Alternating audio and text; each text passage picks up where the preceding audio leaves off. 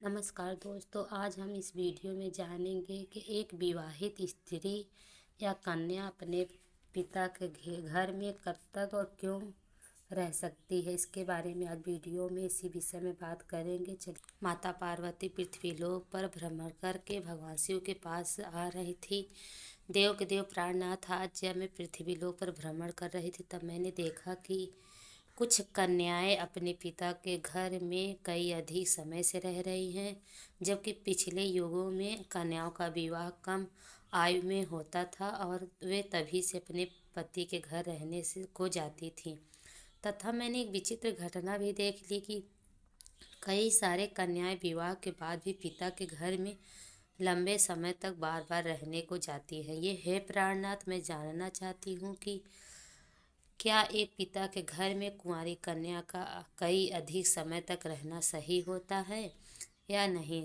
कौन सी आयु में कन्या का विवाह करना योग्य होता है और विवाह के बाद पिता के घर में रहने से कौन सा पाप लगता है? हे स्वामी, आप ही जगत के सत्य हैं और सत्य ही शिव है। शिव ही आदि है, अनंत है। कृपा करें और मेरी जिज्ञासा को शांत करें। भगवान शिव तब कहते हैं कि मुस्कुराते हुए बोले, हे सखी, आज आपने जो प्रश्न किया है वह समस्त मानव जाति के कल्याण के हेतु अत्यंत महत्वपूर्ण है। आज मैं आपको इन सारे प्रश्नों के उत्तर इस एक सच्ची घटना के माध्यम से देता हूँ। यह कथा मेरे प्रभु श्री कृष्ण के काल द्वापर में ही है। आप इस कथा को ध्यान से सुने। जो भी प्राणी इस कथा का श्रवण या प्रसार करता है उनमें 100 अपराध माफ करता है और मृत्यु के बाद वह प्राणी अनंत काल तक मेरे साथ कैलाश में वास करता है। मित्रों, तब देवी पार्वती कहती हैं, हे स्वामी, मैं इस कथा को ध्यान से पूरा अवश्य सुनूंगी और इस कथा का प्रसार भी करूंगी। जो भी सुनेगा सभी पति पत्नी मेरे आशीर्वाद से हमेशा सुखी जीवन व्यतीत करेंगे। कृपा करें आप मुझे और इस कथा को कहें। मित्रों, भगवान शिव कहते हैं, हे देवी पार्वती, यह 28वें द्वापर युग की घटना है। युद्ध का श्रेष्ठ वीरवर उग्रसेन के यहाँ जो घटना घटित होने वाली है उसी में भूतकाल के रूप में वर्णन करूँगा। मथुरा प्रदेश में मथुरा नाम की नगरी में उग्रसेन नाम वाले यदुवंशी राजा राज्य करते थे। वे शत्रु विजय, संपूर्ण धर्मों के तत्व ज्ञान, प्रजा के रक्षा करने वाले और अति गुणवान और राजा थे। मेधावी नामक राजा उग्रसेन धर्म पूर्वक राज्य का संचालन और प्रजा का पालन करते थे। उन्हीं दिनों परम पवित्र विदर्भ देश में सत्य हेतु नाम से प्रसिद्ध एक पराक्रमी राजा थे। उनकी एक पुत्री थी जिसका नाम पद्मावती थी। वह सत्य धर्म का आचरण करने वाली अति सुंदर, गुणवान और चरित्रवान होने के कारण दूसरी लक्ष्मी के समान थी। और मथुरा के राजा उग्रसेन ने उस सुंदर नेत्रों वाली पद्मावती से विवाह किया। उसके बाद स्नेह और प्रेम से मथुरा नरेश मुग्ध हो गए। पद्मावती को वे अपने प्राणों के समान प्यार करने लगे थे। साथ लिया भोजन तक नहीं करते थे। उसके साथ क्रीड़ा विलास ही राजा का समय बीतने लगा। मित्रों, भगवान शिव कहते हैं, हे देवी पार्वती, पद्मावती के बिना उन्हें एक क्षण भी चैन नहीं पड़ता था।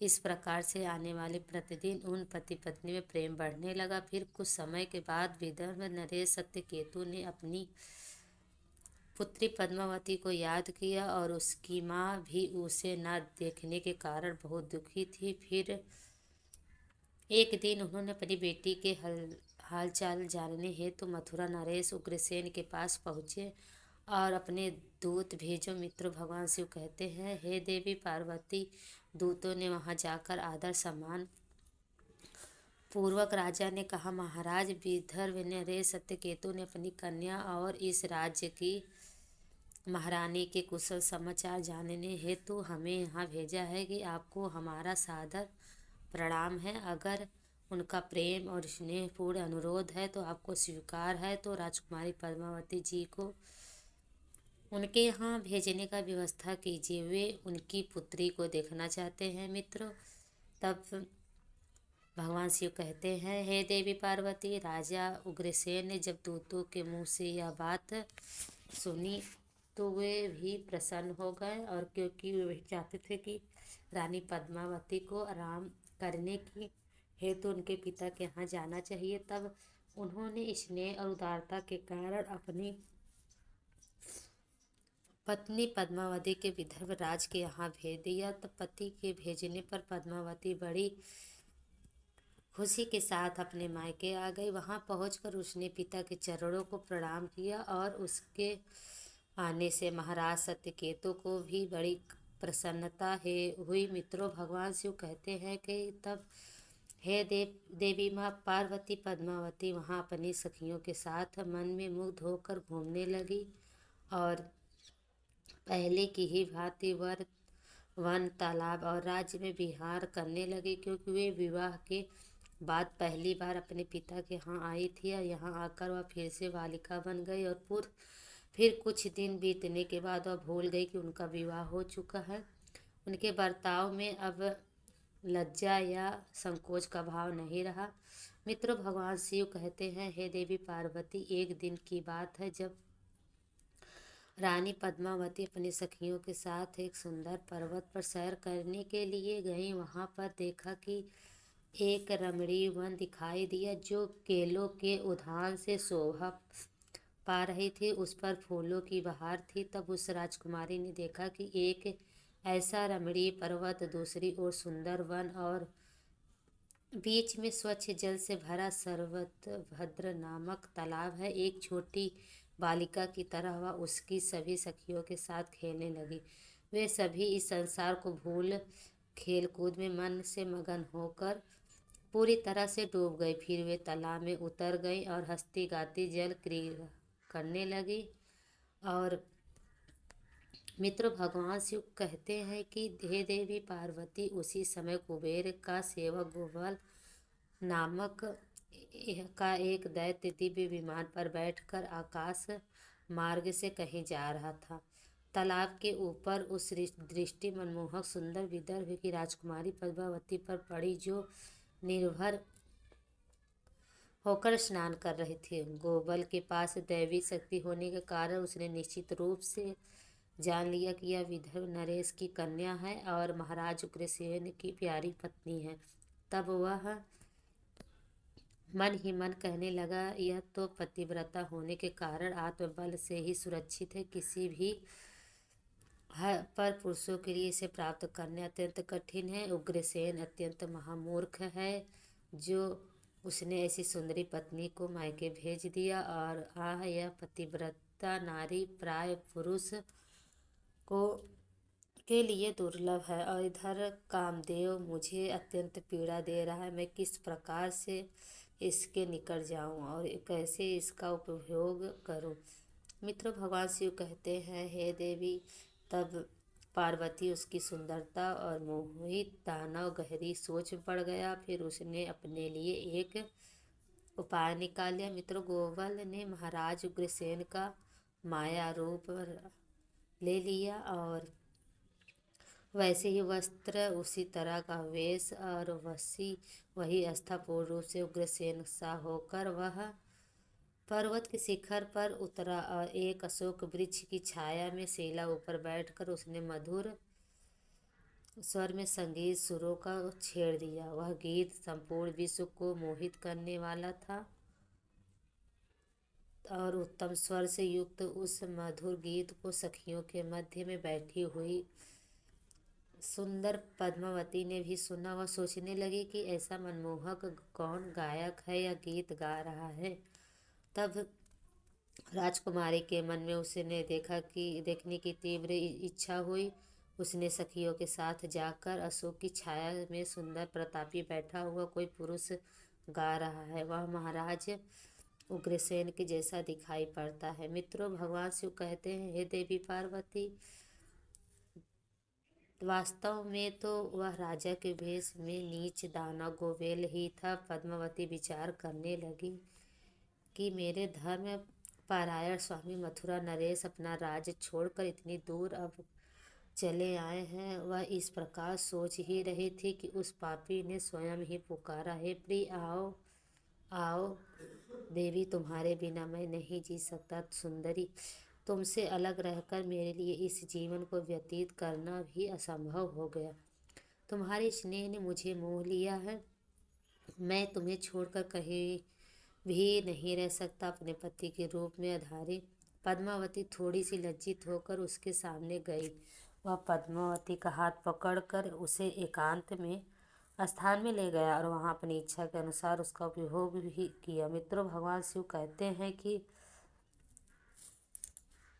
देवी पार्वती महाराज उग्रसेन के गुप्त अंग में कुछ खास निशानी थी जो उसे पुरुष में नहीं दिखाई दी। इससे पद्मावती के मन में उसके प्रति संदेह प्रकट हुई। राजकुमारी ने अपने वस्त्र संभाल कर पहन लिए, किंतु उसके हृदय में इस घटना के लिए दुख हुआ। वो क्रोध भरकर बीच नीच दानव गोवल से बोली, ओ नीच, जल्दी बता तू कौन है।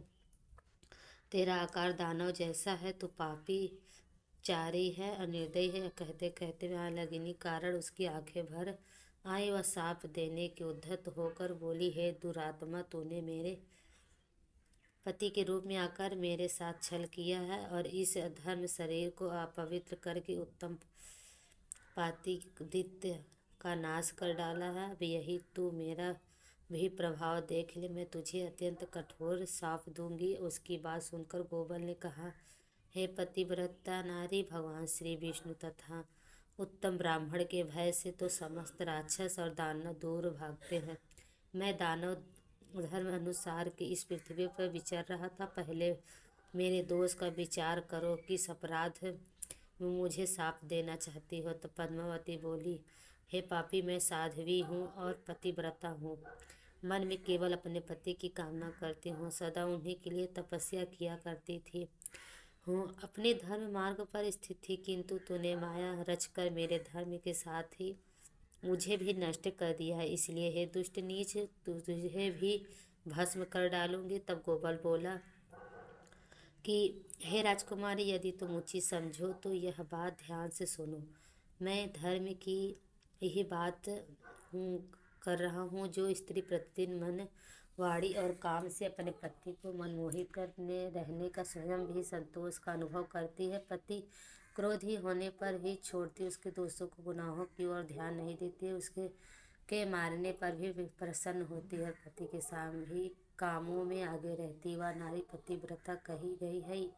यदि स्त्री इस लोक में अपना कल्याण करना चाहती है तो वह पतित, रोगी, अंगहीन, कोढ़ी, सब धर्मों से रहित तथा पापी पति का भी परित्याग न करे। जो पति को छोड़कर जाती है, दूसरे कर्मों में मन लगाती है, वह संसार में सब धर्मों बहिष्कृत व्यभिचारिणी समझी जाती है। जो पति के अनुपस्थित में लालच में व्यंजनों का स्वाद लेती है तथा श्रृंगार करती है, उसे मनुष्य उल्टा कहते हैं। मित्रों, भगवान शिव कहते हैं, तब पार्वती को गोबर आगे कहता है कि मुझे वेद और शास्त्रों द्वारा, मेरे गुरु द्वारा प्राप्त धर्म ज्ञान और गृहस्थ धर्म का परित्याग करके पति की सेवा छोड़कर यहाँ किस लिए आई हो।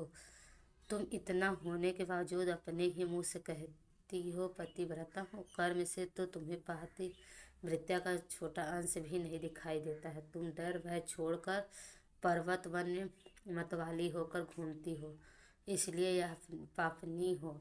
मैंने यह महान दंड देखकर तुम्हें ही सीधी राह पर लगाया है। कभी तुमसे ऐसी दृष्टि नहीं हो सकती। बताओ तो, पति को छोड़कर किस लिए यहाँ आई हो। या श्रृंगार या भूषण तथा या सुंदर वेशभूषा धारण करके क्यों खड़ी हो। वे अपनी बोला न किस लिए, किसके लिए यह सब किया है। तो कहाँ है तुम्हारा पतिव्रत, दिखाओ तो मेरे सामने। व्यभिचारिणी स्त्री के समान बर्ताव करने वाली नारी, तुम इस समय पति से 400 कोस दूर हो कहाँ। तुमने पति को देवता मानने का भाव दुष्ट, तुम्हें लज्जा नहीं आती। तुम्हें तो क्या, मुझे भी अपने बर्ताव पर घृणा नहीं आती है।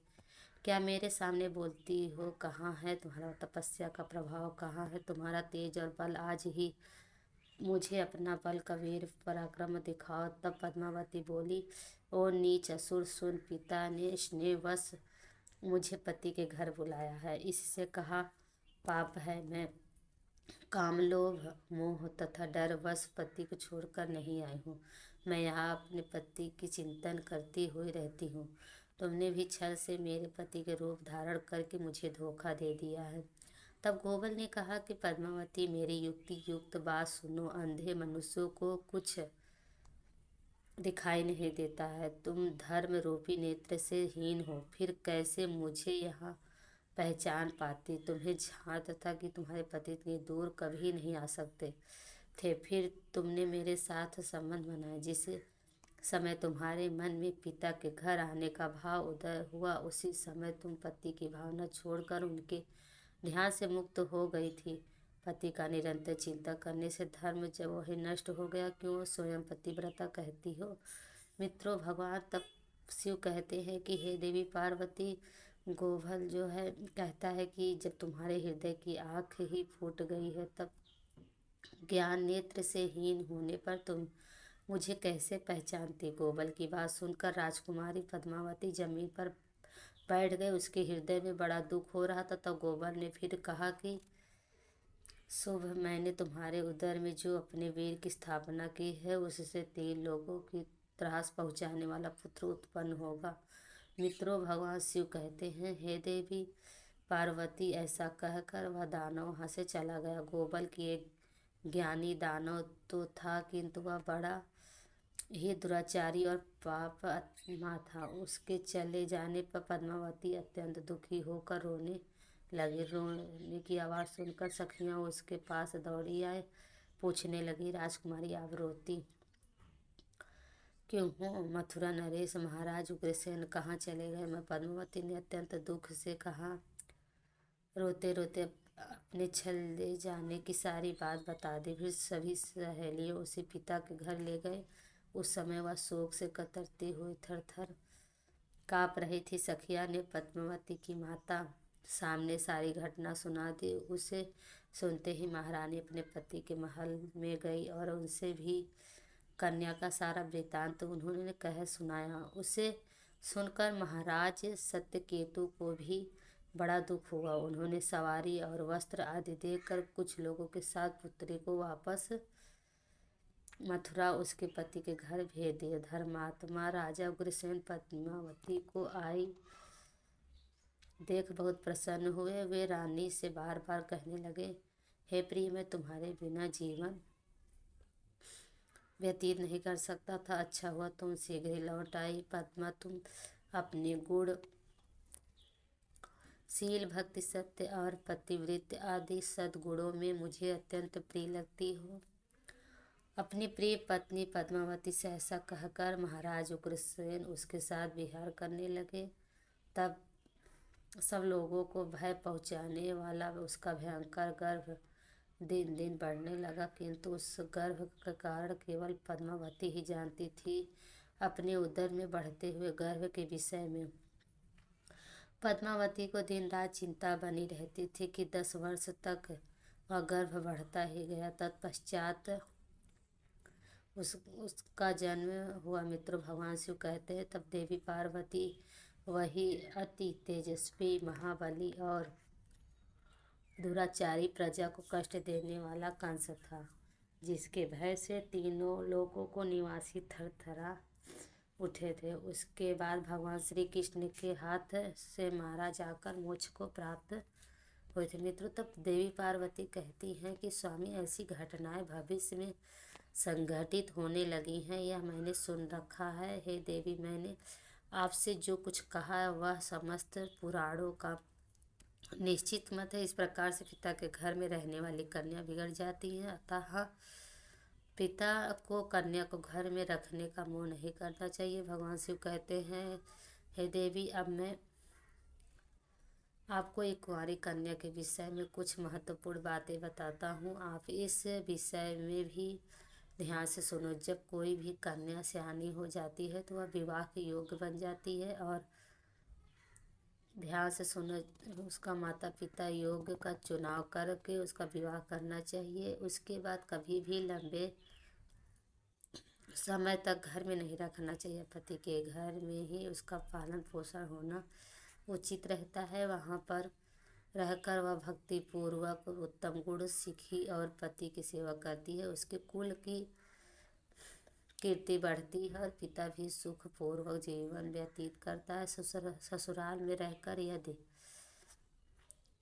वह पाप करती है तो उसका फल पति को भोगना पड़ता है। वह सदाचार पूर्वक रहने से वह सदा पुत्र पौत्र के साथ वृद्धि को प्राप्त होती है। कन्या के उत्तम गुणों से पिता की कीर्ति बढ़े और दोनों कुलों के प्रतिगण संतुष्ट होकर आशीर्वाद देते हैं। तब कहते हैं देवी की